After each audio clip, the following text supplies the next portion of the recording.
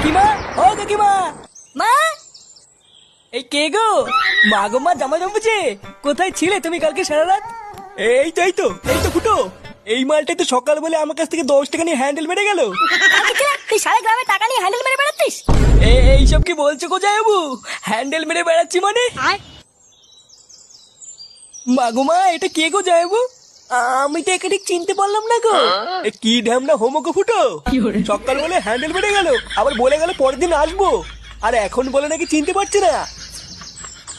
এই কি হয়েছে রে, এত চেঁচামেচি কিসের? এই দেখো বাবা, আমি তোমাকে বলেছিলাম না হোমচ থেকে বাড়ি থেকে বের করো। আজ ভোরবেলায় পুরো গ্রামে 10 টাকা নিয়ে হ্যান্ডেল মেরে বেরিয়েছে। এইসব কি বলছিস?